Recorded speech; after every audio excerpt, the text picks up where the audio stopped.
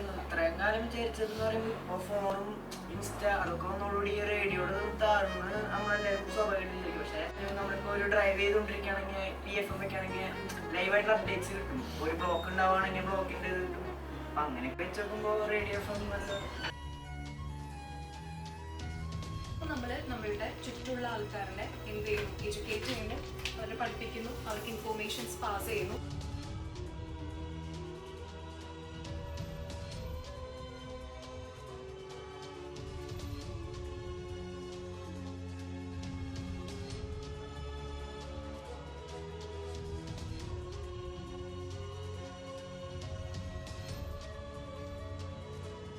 ഇങ്ങനെ റേഡിയോയിലൊക്കെ ഇങ്ങനെ കേൾക്കുമ്പോൾ വിസിറ്റ് ചെയ്യുന്നുണ്ടായിരുന്നുള്ളൂ.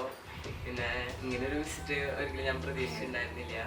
ആദ്യമായിട്ടാണ് റേഡിയോ സ്റ്റുഡിയോയിലോട്ട് വരുന്ന ഒരു നല്ലൊരു എക്സ്പീരിയൻസ്. ഇങ്ങനെ റേഡിയോ സ്റ്റേഷൻ ഒന്നും കണ്ടിട്ടില്ല.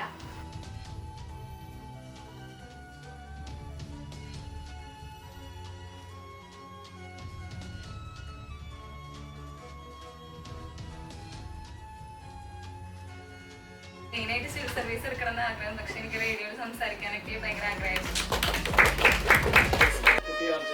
ഇവരൊക്കെ റേഡിയോ ഷോക്കേസ് ആയിട്ട് വരുന്ന സമയത്ത് അവരുടെ കോൺഫിഡൻസ് ധാരാളമായിട്ട് കൂടുന്നതായിട്ട് എനിക്ക് കണ്ടിട്ടുണ്ട്.